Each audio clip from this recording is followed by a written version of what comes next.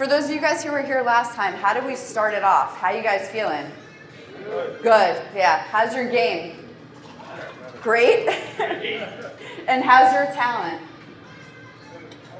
It's awesome. Good, great, awesome, right? All right. I hear some laughter, which is a good thing. That's how you know you're winning the audience over. So if you want to make me feel good, smile and laugh a little bit. All right. So this morning we're going to talk about 5 techniques to increase your conversion rate instantly. Conversion and closing is a lot different than what most people think it is. How many of us think about Always Be Closing? What's that movie, Frank? Do you remember? Always Be Closing? ABC, Always Be Closing. Or Sell This Pen. Do you guys remember that? Can you sell this pen? And we always think about this, I don't know about you guys, this connotation that salespeople are like a little, cringy, right? And I think some of that psychological stuff that's been inbred in us, like we shouldn't buy used cars. Why shouldn't we buy used cars? Right? What do they say about the used car salesman? Sleazy, yeah. What do they say about real estate agents? How about that for our self-esteem, right? So when we wake up in the morning and we feel a little bit bad about our day or our business, in the back of our mind, we always have this negative connotation. So I'm here to just share with you how to close in a way that makes you comfortable with your values and your integrity system and makes other people comfortable. We're in business, and it's okay to be honest about our intention. Business relationships are mutually beneficial. And what I mean by that, what do I mean by that? What does mutually beneficial mean? Anybody can just scream it out. If I benefit, you benefit. A win-win. Okay, so it's really important, and we're gonna open up with that. So, I broke it. Okay, so the first thing that I wanna talk about is challenging yourself. So for me, most of us probably, we're entrepreneurs. We naturally are persuasive, we're naturally influential to some degree, naturally pushy. Sometimes I get called annoying because we want what we want and we don't stop asking for it, right? Okay. So it wasn't until about maybe 3 years, it was during COVID, 2 years ago now, I was enrolled in an event where I had to compete with the top people in my region and across the country in what they call script-offs. Have you guys ever heard of these? Okay, it's horrible. I'm not even gonna lie. It really puts you on the spot. And because it was COVID, we were on Zoom. So now I'm on Zoom and my big fat head is there. And we had 1 minute and 30 seconds to close our counterpart to an appointment. And we had national judging. Super proud I won $1,000. But at the time that I entered into that competition, involuntarily, because it was mandatory for all of us, it's also awesome, I realized that I had no idea how to sell and close people. And I know that sounds crazy because, yeah, I have a whole career of providing service and educating and literally selling things, houses, opportunities, businesses, whatever it is. And I thought, I heard this judge speak, her name was Jessica, and I thought, I have no idea what I'm doing. She said, you know what I loved about your 1 minute and 30 second conversation? You used 5 tie downs and you attempted to close 8 times. I was like, I don't even know. I was like, did I? Okay, that's great. And I think a lot of that comes naturally to us, but I'm gonna walk you guys through the process today of how to mentally prepare and understand and stay focused on the goal of closing. And a lot of people get confused about it. I just want to say good morning to all of our teams. Mary, can you give us a raise? I feel like I haven't seen you. Mary's broker manager over in Hamilton. Olivier's in the back, and I have Frank Pento, Dennis Freshnock up here in the front. If you guys have any questions afterwards, they're your go-to. All right, thanks for joining us. Here we go. Welcome to the table. Do you think it's like a Stranger Things episode? Let's go. Oh, they liked it. They liked that joke also. They're laughing. The goal of a conversation. So many of us pick up the phone and we have conversations with people, and we really don't know what our intent is because we're not mentally identifying it. So when we're sitting down in front of a client or we're picking up the phone to have a conversation, we need to say, hey, what am I trying to achieve from the dialogue that we're going to have? What is the end that I want to see? Is it an appointment? Is it a signature? Is it a price reduction? Is it an open house? Is it the canceling of an open house? Is it accepting an offer? And our goal is to move people on to the next conversation. So I want that to be really clear. So if not yes today, yes when, right? And what's next? So the goal is always going to be taking the client, the customer, the experience through the next step. The closing technique that you choose is how you get there. I think it's really important after this class, when you're meeting with your clients, to think, hey, am I a direct closer? You know, I asked someone a question earlier this morning, and he said, that's a very direct question, right? Are you an indirect closer? Are you a puppy dog closer? There's like 25 different techniques. I'm gonna walk you through my favorites today. Okay, but I wanna start, puppy dog closer, you like that, right? I have no idea what that is. The concept of trust in business. There's 4 cores to credibility. And the secret to credibility is confidence. And the only way we get confident is if we practice to play. What are they? Integrity. Let's think about it like a tree. So integrity are the roots of the tree, right? So when you're sitting and you're thinking about your business,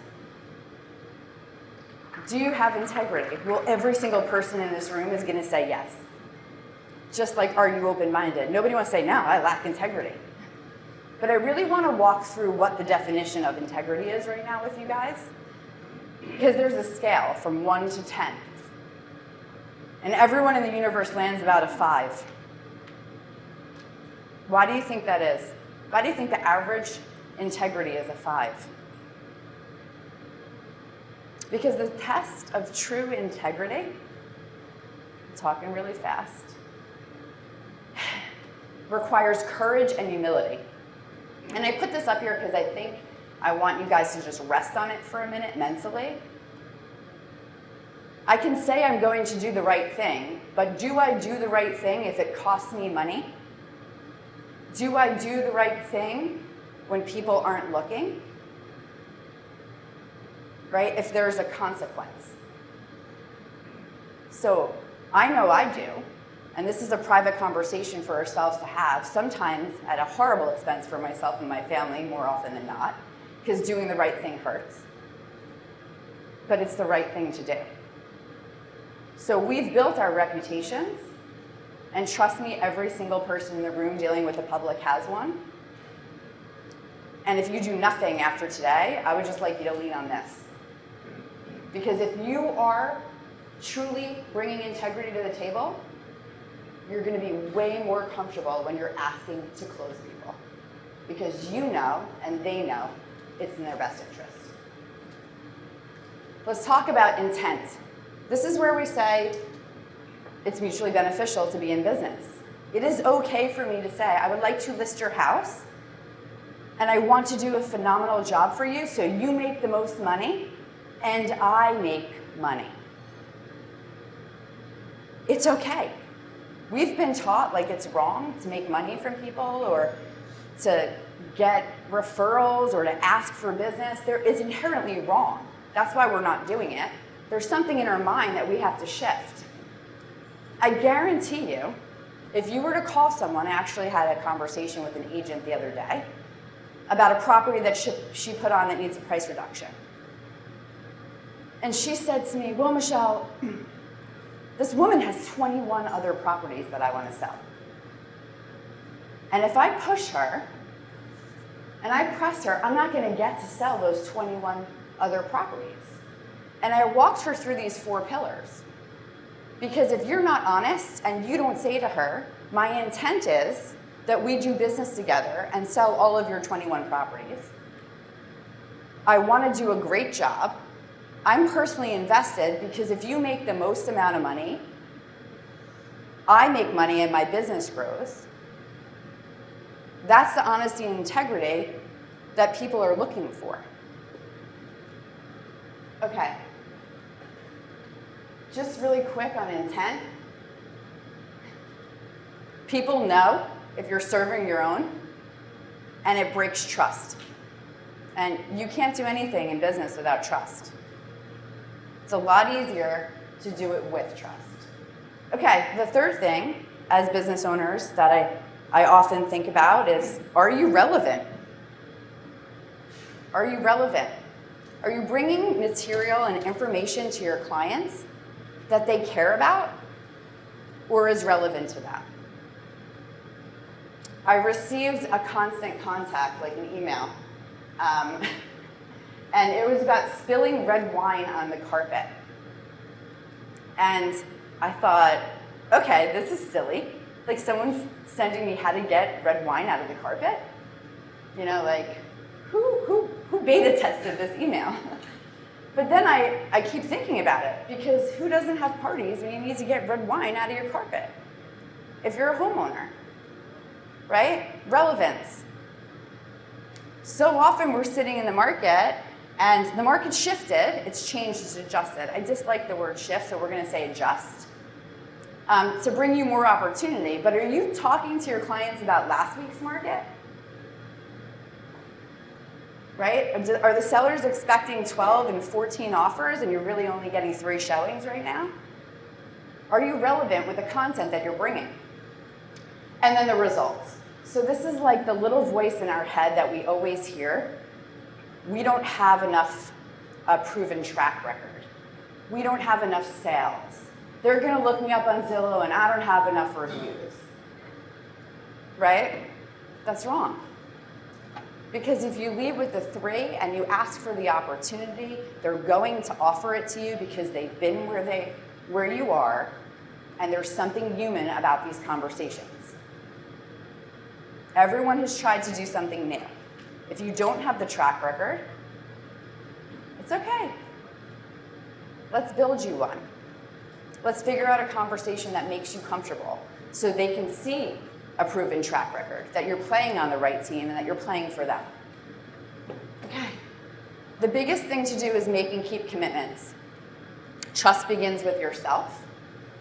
It takes 2 people to have trust in a relationship, but 1 person to start. So when you make those little commitments to yourself, it's really important that you follow through them. Just follow through with them. Because if you trust yourself, then you can share and earn trust with others. Here's something I need you guys to know. If you say you're going to do an open house and you don't do the open house, they love open houses next door. You can't talk your way out of not doing it. We act our way in and out of integrity and trust. You can't break my trust and then convince me that I was wrong about how I feel. These are feelings that we deal with people. Your word is your commitment. And if not, your actions have to show different, not your words. Okay, let's talk about the decision. So we know that we're moving people to the next action, right? What is the next action? There's a continuum of decision making. It's like a line, if you can close your eyes and envision it or draw it on a piece of paper. And it begins for most homeowners 18 to 24 months before the process.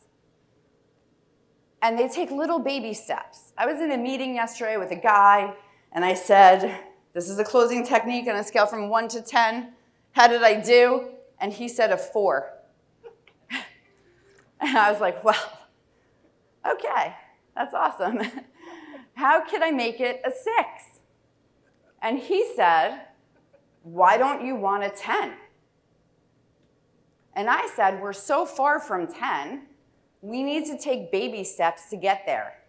If you move people too quickly, they become uncomfortable. If they're uncomfortable, they get scared. If they get scared, they pause. Right? So the goal of the close of that meeting was to move him from a 4 to a 6, and then set up the next meeting where I can move him from a 6 to an 8 or a 10. Okay, we went through this. What do you think the goal is? Yes, I want to work with you. Yes, I want to list my house. Yes, I want you to be my real estate agent, my preferred vendor, my lender. Yes, I like you enough and trust you enough to be my friend and refer you to my associates, to my family members. We're in the business of building relationships. There's a funnel diagram I'm going to share with you where you move people through intro to exit. And the truth is, if you're good at what you do, and you check all the points of integrity and trust and honesty, and you get the job done because you need to be competent and relevant, they don't leave your pipeline. They just go back up to the top of the funnel. And that's how we build really solid sphere-based businesses, moving people back up. Okay, now Art said we're gonna go over every letter of the alphabet today. So Arthur, this is for you. Let's talk about the 5 W's. These are the questions that we need to ask. First ourselves, before we go into the meeting, and then our clients. So how many people learned how to do, for me, I think I was in 6th grade, and I learned how to do a report, like as a reporter. And they said the who, what, when, where, why, and how. Do you guys remember these? Okay, so you're familiar with it. I think the biggest thing when I was putting this together was that this is something comfortable that you guys can, you're not learning all new material. This is inherent in all of us. It's common language that you can feel comfortable with moving forward. Okay, so who is who? Who are we talking to? We're talking to the buyer or seller. Who else would we be talking to here? Who else would we be looking to build these relationships with? Friends, relatives, investors. Who else? Lenders, home inspectors, appraisers, attorneys, CPAs, small business owners, other brokers, right? Insurance carriers, everyone needs insurance, title representatives. So always know who the conversation is geared toward. My conversation with someone who's running a title agency is different than someone who's looking to sell their house with me. What am I looking to accomplish when I'm talking to a title agent? I'm looking to accomplish a relationship for referrals and support so that if I refer you as my competent business partner, you get the job done and you don't break my cycle of integrity. And I guarantee you, if you sat down and you went through just those 4 pillars with anybody in business, they want to be in business with you. Because these are the things that we don't talk about that are in our heart and our minds all the time. Okay, what's the goal, the next step? So what's the next step of a meeting with a seller? Well, I want to get that house on the market because the market's adjusted. And I don't want you to waste any time or lose any money. When? When should you be doing it? You should be asking for it all the time in every single conversation you have. I suggest you practice on your friends. We're going to talk about that later, on your family members, and say, hey, do you want to buy or sell a property with me? Do you want to invest in real estate with me? Do you know anybody who wants to? Did you know that I'm a real estate agent and I built my business on integrity and sphere and referrals, and it's really important to me that you understand what type of business I run and how we can work together? Those are appointments, guys. Wherever you can. So if I'm on the phone, I want to close to whatever the next step is. If I'm with you in person, I want to close to the next step. And here's the truth. Why do I want to do it? Why do I want to do it? Well, because there's competition out there that's doing it. They're taking money and opportunity from you every single day because they're asking for it. So we got to get real comfortable with asking for the business and the opportunity. And how? Okay, these are the next letter. You like the alphabet, W's and P's? Yesterday I heard I get along with someone like peas and carrots. I didn't even know peas and carrots got along that well. But I guess they go together. So the 3 Ps. Every single one of you is unique. None of the conversations that you're gonna have look like the person next to you because they're not you. You're irreplaceable to many people. And you matter, especially during these life-changing events. You're their trusted partner. And they're talking to you 85% of the time, and only you, because you're you. So all of this stuff that we carry, you let it go. Let it go. Every single person is capable of amazing things once they release their limiting beliefs. Okay, how do we make ourselves feel like we are unique and we're great? Well, we have to prepare. And I think it's great that we all showed up today, and it's fabulous if you go back and you look at this training over and over again. But the truth is, if you're not practicing it, if you're not preparing what your focus is, getting comfortable with what your goal is, asking the questions, and then practicing. The practice isn't at the kitchen table with the seller. The practice isn't on the appointment with the buyer, right? The practice is with your friends, with your colleagues, with your team, the masterminds, the education, when you guys come together. Practice those silly things that you run through your head all the time that you don't have the guts to say because they probably sound great. And you're most likely relevant because you're speaking to a peer who cares. I tried to practice this the other morning and I got shut down. Sometimes you just practice it in conversation, right? Like we have to practice. So they say 10,000 hours makes you an expert on something. Guitar, piano. You guys are selling out there with integrity that you guys are the experts. Are you practicing the conversations to get pen to paper and to sell these properties? Okay, how much? This is a lot. 15 minutes a day.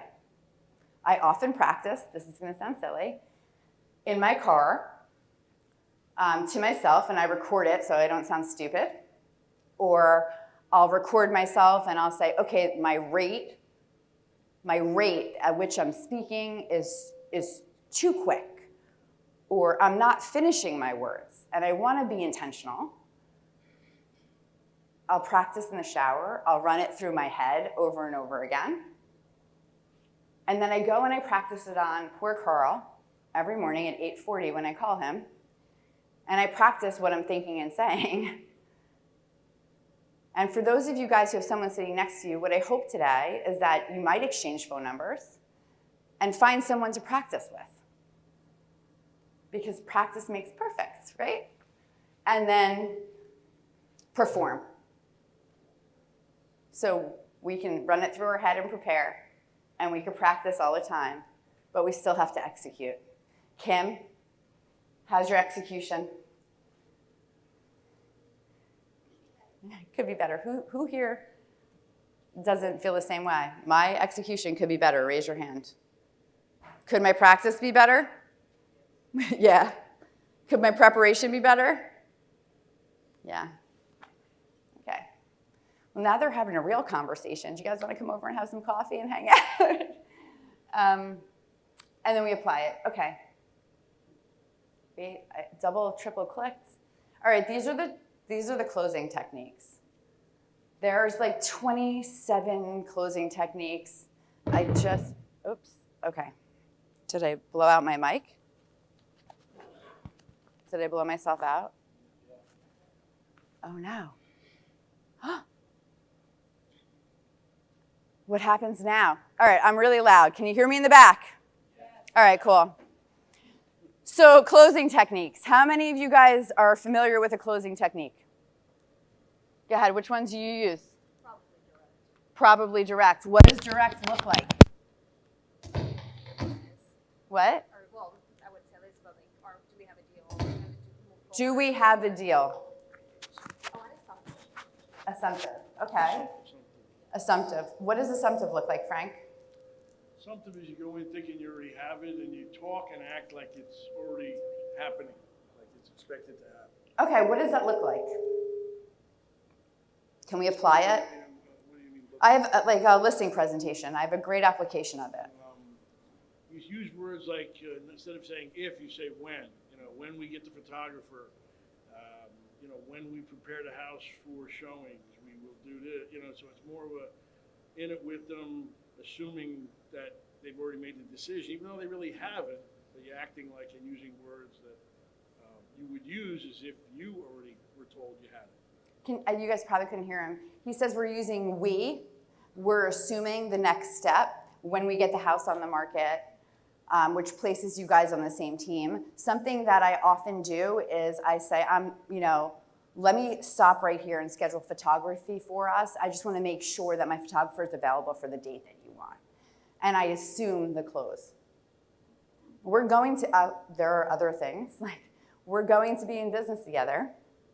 I know that you need your time to make that decision, but I already feel that we're partners. There are statements that you can make to move people along to feel comfortable, that we're playing on the same team, right?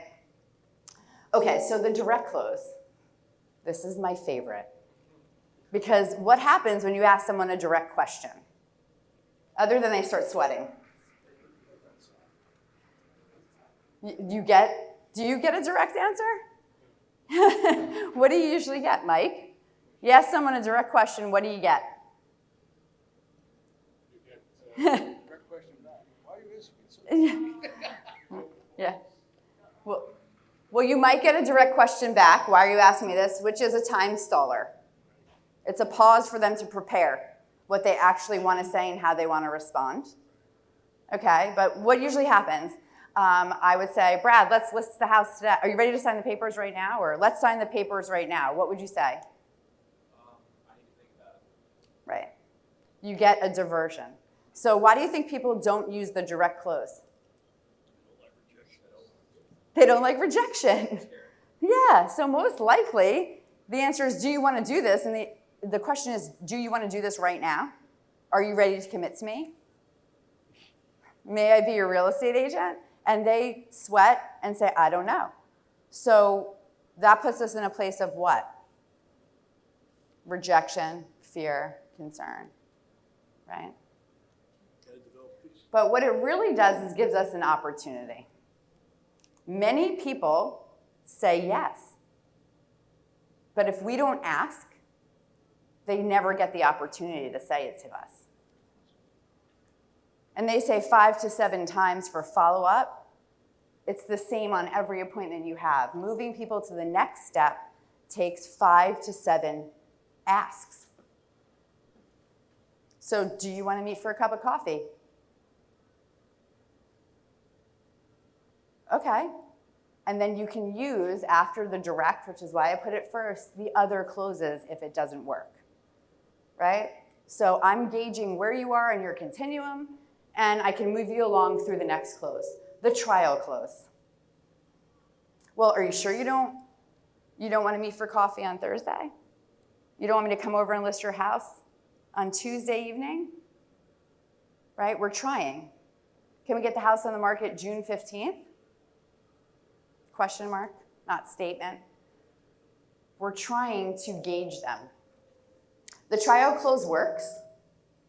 Is the trial close like, I'll meet you for coffee for 5 minutes, if you don't like me, you can leave? Is that more than trial close? That's a tie down. Okay. That's a tie down, 'Cause right? I thought the trial was like, try it for a short period of time and you can always. You can, pull and out. what you're gonna see is the charity is like that too. Charity is I'm giving you something for the opportunity to close. Like, okay, you're a for sale by owner. You know we all do this. Let's have that conversation. You're a for sale by owner. Like, I'll host an open. How many people host an open house for someone they didn't list a property for? Thank you, Desiree, for being honest.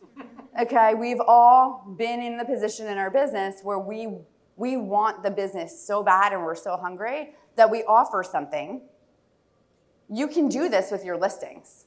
You can say, why don't we put the property on the market for 2 weeks?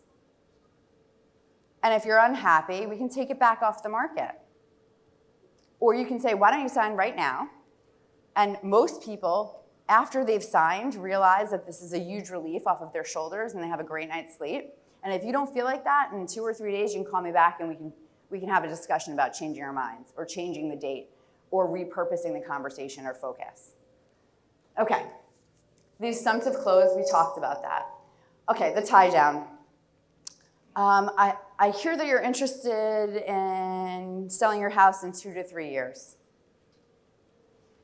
Would it be worth 15 minutes of your time if I came over to discuss what the market looks like today so you can be educated and begin your journey? Because I know the average homeowner searches online for about 24 months before they pull the trigger. Would it be worth a conversation? Can we meet for 5 minutes for coffee, and if you don't like what I have to say, you can get up and leave? Nobody leaves, by the way. People hate saying no.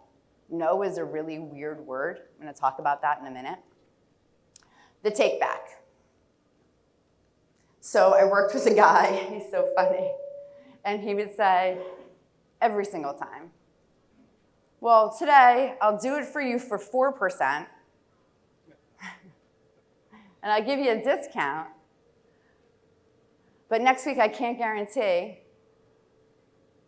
that it's going to be 4%. Depending on my inventory and what the market looks like, I'm probably going to have to charge you what I usually charge, and it would be 5%. So you give them something, and then you take it away. How do you guys feel about that? If you sign today, right, we can have an open house on Sunday. If you don't, and you wait till Thursday, Sunday will be booked. Why do we feel bad about that? Why do we feel bad about the takeaway? Doesn't sound genuine. You're in it, Frank. What? I gotta get him a mic. It doesn't sound genuine? Yeah, it's not, and then once you give it, even if they come back next week, you're gonna give it to them again. So it's almost Once like- you give it, you're gonna give it to them again. Is that how everyone in the room feels? Once you offer something, you have to honor it? That's the integrity part. That's the integrity part. That's why it's a technique. But if you genuinely mean it, if you genuinely mean it, can you use this close? Right? It's very often used at the end of the month for sales. Has this happened to any of you guys?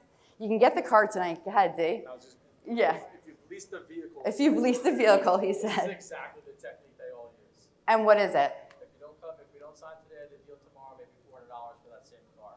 If you don't sign today, the deal tomorrow might be $400 for the same car. What do you think the person at the table is thinking when you're having these conversations with them? Let me get in your heads for a second. What do you think? If someone said that to you, you feel pressure. I think it sounds desperate. It sounds desperate. Wait, what? It's a deal. Who doesn't love a deal? I'm giving you a deal. It's special for you. It's unique to you. Do you like a deal? You don't like a deal. You want to? Cut their commission at base. Imagine what they do with their listing. How they 100%. push them, enforce them. I love that. Take this offer, take it. Not integrity.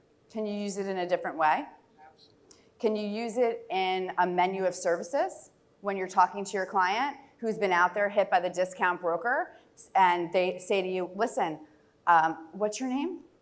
Mark, I really like you, but the guy down the block, he's going to do it for 3%. Could you say, well, I have a menu of services and I can't do it for 3%, but here's what it looks like and how it can gain you more equity or net you more in your investment. Can we use it in a different way? I think often when we talk about the language of closing, we have these feelings associated with how we feel. The reason why people don't prospect is why? Rejection, fear, time, rejection, right? Because we think what? The person on the other end is going to hang up on you? I think it's your mindset also, the way you feel like somebody knocking on my door, I'm not going to open that door. You're not going to open the door. It's a mindset thing. Yeah, I don't got the phone, I don't recognize the number. right. So do you think everyone feels that way? No. Okay. Thank gosh you said that. Right. Everyone doesn't feel the way that we feel. Everyone doesn't know the business of sales and the business of real estate. We know it. What's the worst that happens? I'll tell you what, you're not getting kicked out of their kitchen table. So if you get in for the appointment, they're not going to say, hey, Olivier, you really insulted me by saying that you're going to take away the opportunity to have your prime spot for an open house on Sunday if we don't sign right now. They're not going to say, well, Olivia, get out of my house. How many people have been kicked out of a house? I actually have been. Okay. I would love to share the story with you. It involved a radon canister, and it was thrown at my head. And I think it's okay, because in that moment, like, I didn't get hit with it. So I was like, this is amazing, he missed.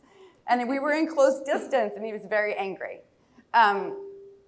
It's not as bad in reality as it is in our heads. So let's just take a minute and pause on that. When we're asking for these closes, right, when we're trying these techniques, they don't feel the way we feel. You've already earned their trust to get to the table, and through dialogue to get the appointment. It's okay to use these techniques. Many people say yes. I've had the privilege over the last 3 months of working really closely with Jason. Jay, are you in the room? I think he's outside. Give a wave. Come in and say hi. Jay, here he comes. He's our business. He does business development. Say hi. And we're talking about closing and the comfort of the conversation. And you and I have had a lot of conversations, and I'm putting you on the spot because I love you. It feels awkward to ask for the close. Yeah, definitely. And what happens when you do? I would say that the person, like, you're asking for the close, like, they're not just going to, like, completely shut you down. They might be flattered by it, but, like, sometimes you have to ask multiple times in order to get them, more and more comfortable towards the close. Do you get more comfortable as you ask? Definitely. Yeah. And I think that that's what it's about. It's about coming from a genuine place and knowing, the same way you said, if I discounted my listing to 4%, and I'm not saying anybody should discount listings. I'm a firm believer of taking 5 or 6%, and I'm not going to tell you how I split it, but that's how I feel. So I think what ends up happening is that we get in our own headspace. So let's talk about the either or, because this is really not controversial. I mean, would you rather meet me Tuesday at 2 or Thursday at 4? Does Monday night at 6 work for you, or Friday at 4:30? Giving people an option like that really empowers them to feel like they have a choice. And we know they have a choice, but that pressure relief of choosing an option helps out, which is why the menu of services works really well. And I think you're right. If you're discounting your listings, you're discounting the money you can get for their home, and that goes through their head. But I'll tell you what goes through their head more often. If you didn't ask me to sign that piece of paper, how can I think you're going to sell my house? Like, this is a competency test. I want to make sure that you can get the job done. So the same way you might discount the value of their home, you're like on an audition, guys. If you're not calling that buyer's agent saying, hey, did you like the property and do you want to put an offer in? That's a gauge as to how enthusiastic you are and how focused you are on your business. I met with a different agent yesterday. We left. It was like a very long meeting. I left the meeting confused. I went into the meeting with an intention. I do not know what the intent was on the other side of the meeting. How many people have gone into listing appointments like that? Right? And at one point, pivotally, it was tangent after tangent after tangent. And knowing that my goal was to close on this appointment and to get either a commitment for the next appointment or a signature, I was able to come back and stay course. right? And I left that room confused. Like, there was so much talk and not about business. It's not of my nature. Extremely dominant social personality, very influential. And I left and I looked at my partner and I said, what just happened?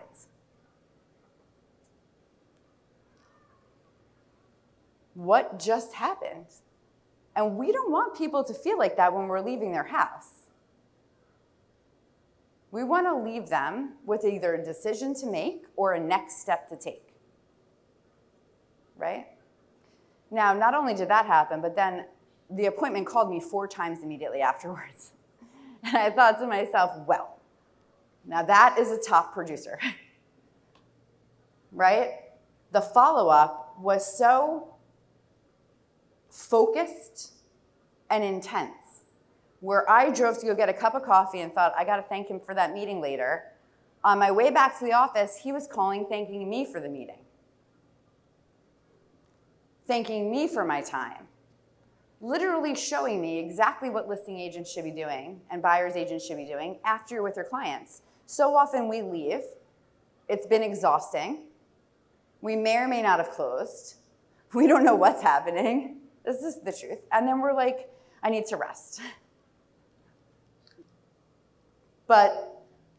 And that's an opportunity for you to follow up and move them along, engage the conversation. So do you guys want to have some role play? Do you want to do some role play? Nobody wants to do role play? What's wrong with you guys? Okay, I'm going to just call on people. Desiree, what's your favorite type of close?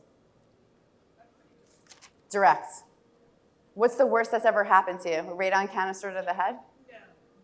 No, but they just weren't ready. They just weren't ready. Yeah. I'm real good at the if you're not ready, what's stopping you from being ready?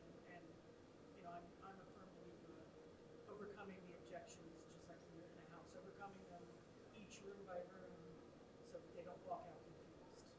I love that. So that's a great point. Thank you for bringing that up, actually. I think that when we are turned down, it's understanding why, and then not just why, but when. So if not today, is it tomorrow? Is it next week? The listing, I have no problem calling and saying, what could I have done?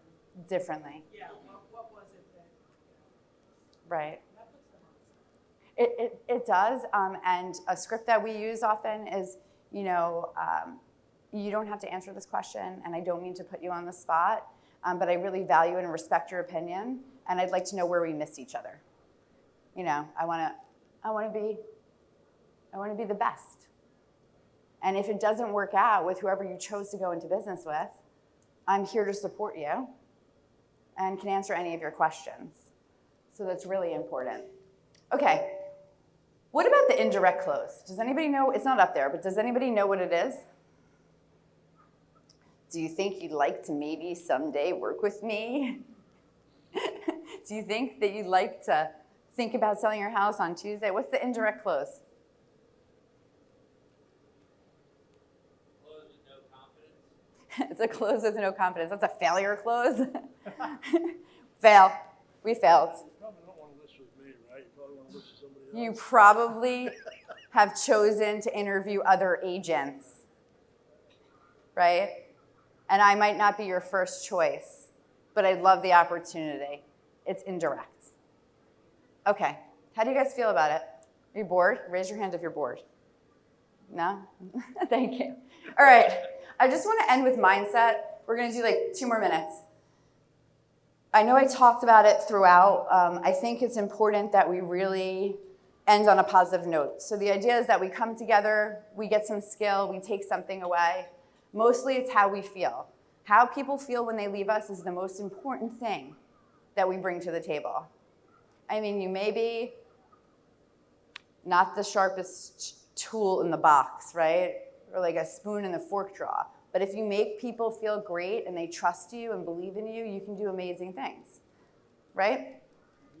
All right, we need to eliminate it. We need to focus on the goal. Oh man, what's going on with this mic? We need to ask better questions.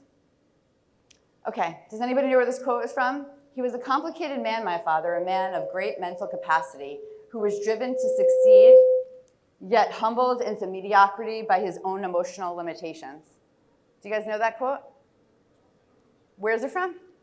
Yeah, Wolf of Wall Street, right? How many times have we known someone, or maybe we're that somebody, that this affects? I'm gonna look at it for a minute, because this really hit home for me. There's so often that we see people that are so capable, but can't get out of their own way. And I think that the 3 Ps, Art, you can make fun of me later, preparation, practice, really help you execute. And I wanted to leave you guys with this. The only thing standing between you and your goal is the story you keep telling yourself as to why you can't achieve it. I'm not gonna curse, it's inappropriate. I'm not cursing. And I want to leave you guys with just following up. Any questions? Go ahead. There was one quote my mentor used to tell me, and I thought it was really good, and then I watched this movie Boiler Room and realized he just stole it from somewhere else. Okay, what was it? There's a sale made on every call. Either you're selling them to work with you, Oh, or you they're said that. selling you for a reason not to work with you. And they used to tell me that my mentor used to tell me that all the time. And then I found out he took it from Dan Affleck in Boiler Room. Yes. But it's the truth. They're either selling you that they're not going to work with you, you're selling them why you should work with you in a listing, or they're going to sell why they're not going to work with you. So sale is made on every appointment, just in which favor that sale is being made. 100%. And we see it a lot with pricing, where you guys prep, but you're not confident in the pricing, so they sell you on their price, and you leave thinking it was a good idea. Go ahead. What do you think the role of enthusiasm and smiling and a positive attitude is in closing people? I think think that it that's the- depends on your audience. So there's 4 different types of personalities that are dominant. First of all, we talk about personality types. Really quick, I just want to touch on this. I don't want to blow my mic out. I don't know what's happening. And we all have all 4 of those personalities inside ourselves. So it's not like, oh, that person's a dominant driver and that's all that they have. Right? It's just that's their strongest characteristic or trait. So knowing your audience is really important. So if I'm a business-to-business person, we talk about the word no, and we talk about how people feel when you make eye contact with them and smile. In business, this is going to be crazy, a slower smile comes across to be more competent. A slower smile comes across as more competent. Okay, that's pretty good to know. Yeah, so talking to 2 people typically, Yeah. a husband and a wife, so there Yeah. can be differences just between them. 100%. We went over this last time. For those of you guys who don't remember, who makes the decisions in the family? Husband. Don't look at it like that. Who makes the decisions? Come on, honest. Happy wife, don't happy life. Happy wife, happy life. It's not happy husband, happy life. Happy husband, divorce. No. Go ahead, Olivia. I'm gonna challenge you on that. Yeah. Happy spouse, happy house. Ooh, okay. All right, everything's fair and equal nowadays. Okay. How do you know who the decision maker is? He's making an assumptive close here. How do you know who the decision maker is? Who does more talking? I ask as well. Who's making, yeah, good for you. Who, but how can we decide by personalities? So there's 4 personality types really quick. There's the dominant driver. They're also the ones who are like harsh and pushy. Hi, for those of you guys who couldn't recognize me. They're usually coupled with an I, influential personality. The influential is like the life of the party. I'll tell you who's not making the decisions. The driver in that relationship. Because as harsh as the driver is, the influencer is usually manipulative and gets their way. Okay, so those are 2 personalities. They usually go hand in hand, actually. And then you have the S, the dependent, the social. You know, the guy who's on the team, he's really sweet. In case anyone's confused, that's 80% of the population. 80% of the population comes from a people-pleasing position. Why does that matter? Well, do you think they're comfortable telling you no? No. They want to say yes because they want to make you happy. And then what's my favorite? I call it the hardest for me. Hardest personality is the compliant personality. How many people, know where that list from the open house is after they get in their car? Right? How many people have a consistent follow-up database going with 1,000 people in it? How many people lead generate every morning from 8 to 11? Such a small percent of the population is a C. And for those of you guys who don't know who they are, they're guys that know what deck screws they used on their house in 1985, and they have all of their receipts. They're the ones that come, and when you get there, they filled out the seller's disclosure, but they're not ready to give it to you until you prove to them that you're as detailed as they are. They're scary for me. They're attorneys, they're accountants. Yeah, attorneys, accountants. A lot of times surgeons are in this, engineers are in this group. Engineers. Did you just say the worst? He just said the. Yes. They're the guys that cross out, like if anyone comes to my house and hurts themselves, you got homeowners, buddy. It's going to be okay. Or they ask for exceptions. So people are going to lead you through that. So with the D, you're going to be direct.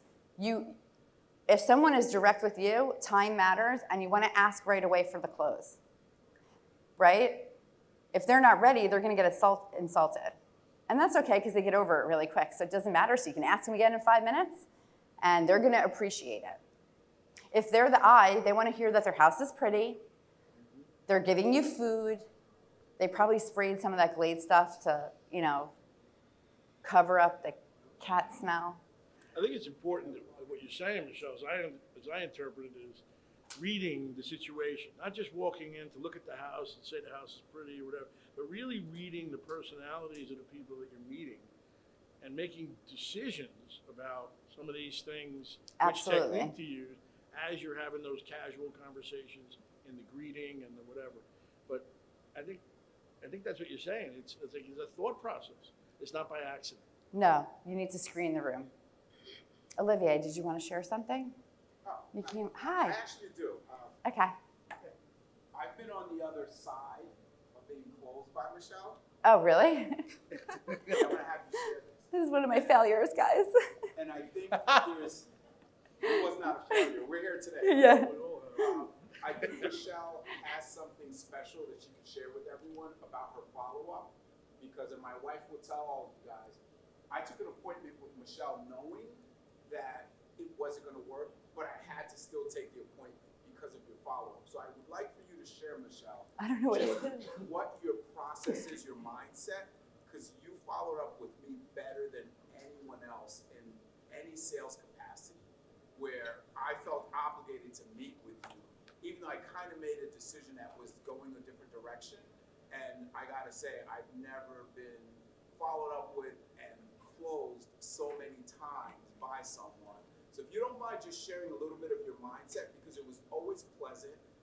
I felt like I owed you the conversations, and you guided me down your process. I tried so hard. Thank you for saying that. Side note, I'm here because Carl's a better follow-upper than anyone I've ever met. And I think that's why we're all here. And he has a terrific, nonchalant way of doing it as well. I think what ends up happening when you want something, you have to decide that you want it. And it doesn't matter about anything else. And I wanted to be in business with Olivier. I want to sell your home, right? There's a desire in there. And I become very, very focused intently on closing. I don't go wide, I go deep. And the reason why I do that is because if I can go deeper, quicker,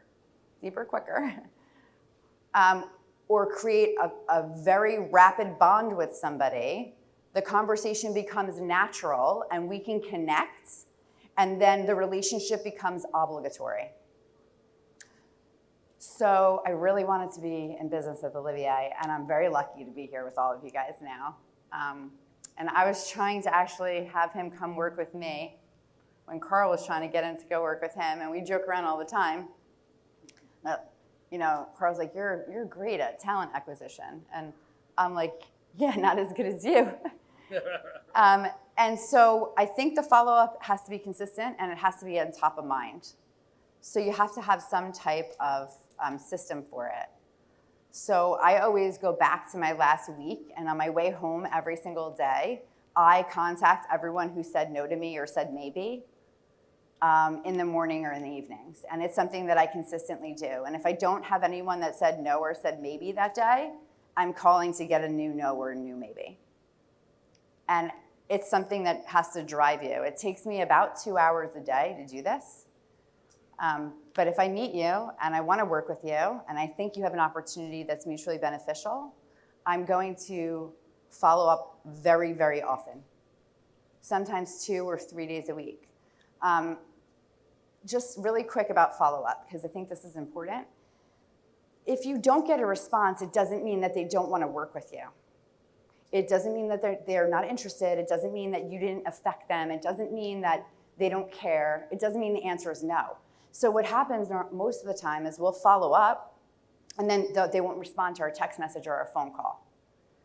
So then we're like, okay, well, they weren't interested. But that's not true. They're just thinking. Everyone has a different continuum of the decision-making process. And it's okay to say, hey, haven't heard from you. Is it personal? ?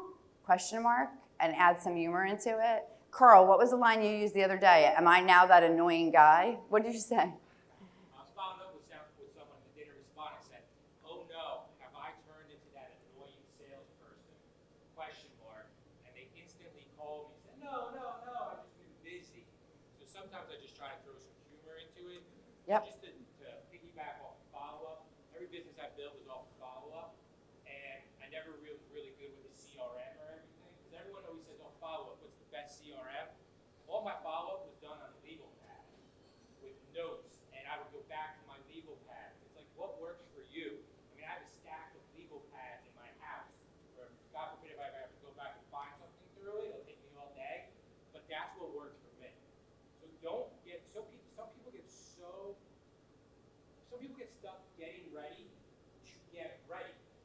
So what I mean by that is, I gotta research all the best CRMs before I start doing follow-up. I gotta do all this, I gotta do all this. Sometimes the old school way of taking the action is more effective than anything else. True. And we've been meeting with people, and they said, well, which CRMs do you think is the best? And I say, well, which one are you using? And they say, none. And I say, anyone. Anything is better than nothing, right? But I think it's that desire. And also, I don't know about you guys, but as salespeople, I think we're driven by the dollar, and we're constantly on that hamster wheel. And I'm anxiety ridden. How many people here have anxiety? Nobody here has anxiety. So you don't have a paycheck for 3 months. You're not a little bit anxious? No one's anxious.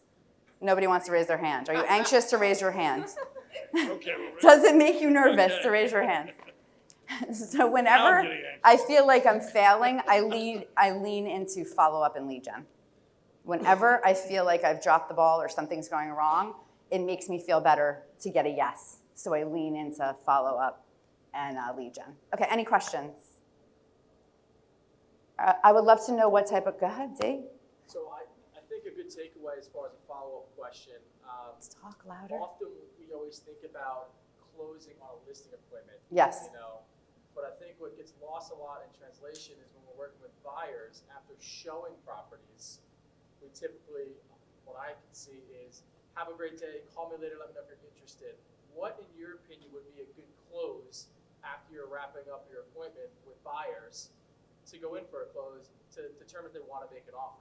Okay, so I set expectations at the beginning, and I say, usually I take my clients out no more than 3 times, and very often they find their home on the first or second time out. And it's okay for you to find your home right away. You're not doing anything wrong by making the decision. It's the way you feel.